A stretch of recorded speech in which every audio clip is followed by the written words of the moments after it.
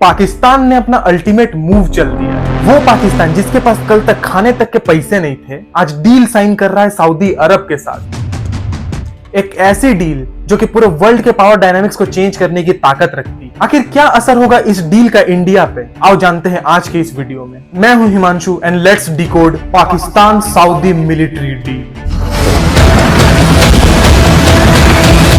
पाकिस्तान जिसकी हालत आज किसी से छुपी नहीं है, इकोनॉमी गिर चुकी है, लोगों के पास 2 टाइम खाने तक के पैसे नहीं है। ये देश जिंदा है तो बस एक चीज की वजह से, वो है लोन्स। पहले चाइना और फिर आईएमएफ से भर भर के लोन लेने के बाद पाकिस्तान फिर से मुंह उठा के चल दिया है एक और देश के पास भीख मांगने, और ये देश है सऊदी अरब। बट आखिर सऊदी पाकिस्तान की मदद क्यों करेगा? क्या वो यहाँ पे सिर्फ अपनी दोस्ती निभाएगा या उसका भी कुछ फायदा है? एक्चुअली बहुत बड़ा फायदा है। अब देखो, पाकिस्तान और सऊदी का रिलेशन अभी कोई नया डेवलप नहीं हुआ है। इस रिलेशन की शुरुआत पाकिस्तान के जन्म से ही हो गई।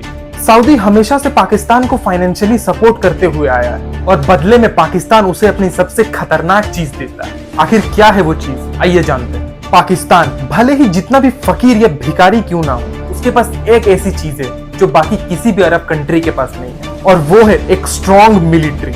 और जब 1998 में पाकिस्तान ने अपना न्यूक्लियर टेस्ट परफॉर्म किया और एक न्यूक्लियर पावर कंट्री बनी, तब रिपोर्टेडली सऊदी लीडर्स ने अपने टाइज पाकिस्तान के साथ और डीप कर ली। बट सऊदी अरब को तो हमेशा से यूएस मिलिट्री सपोर्ट देती हुई आई, तो फिर अचानक से सऊदी पाकिस्तान की ओर क्यों जा रहा है? और इसके पीछे का रीजन है इजराइल। आज हम सब जानते हैं कि इजराइल ने कैसे तहलका मचाया हुआ है। वो जब चाहे किसी भी कंट्री के ऊपर अटैक कर रहा है, और जब इजराइल ने दोहा के ऊपर स्ट्राइक्स किए तब सऊदी अंदर से डर गया। और सऊदी ये बात अच्छे से जानता है कि यूएस कभी भी इजराइल के अगेंस्ट नहीं जाएगा, और तभी सऊदी को जरूरत महसूस होती है एक ऐसे कंट्री की जो उसे मिलिट्री सपोर्ट प्रोवाइड कर सके। और फिर 17 सितंबर 2025 को साइन किया जाता है strategic mutual defence agreement SMDA between Pakistan and Saudi Arab. आसान शब्दों में आप इस डील को नाटो ही समझ सकते हैं। अगर नाटो में 10 कंट्रीज है और एक कंट्री के ऊपर कभी अटैक हो जाता है तो बाकी 9 कंट्रीज उसे खुद के ऊपर अटैक मानेंगे और फिर 10 कंट्रीज साथ मिलकर लड़ेंगे। वैसे ही अगर कभी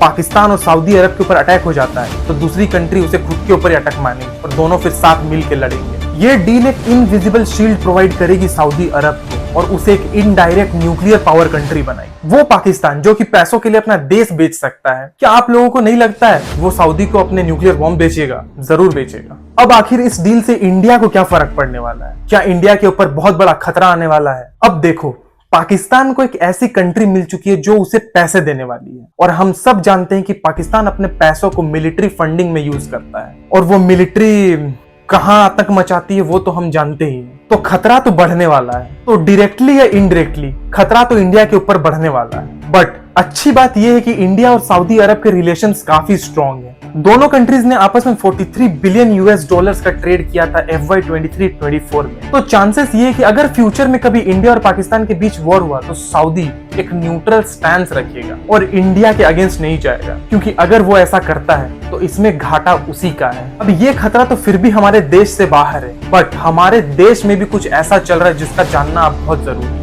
लद्दाख जल रहा है और इसके बारे में हम बात करेंगे हमारे नेक्स्ट वीडियो में। स्टे ट्यून्ड और हम मिलते हैं नेक्स्ट वीडियो में। Bye bye.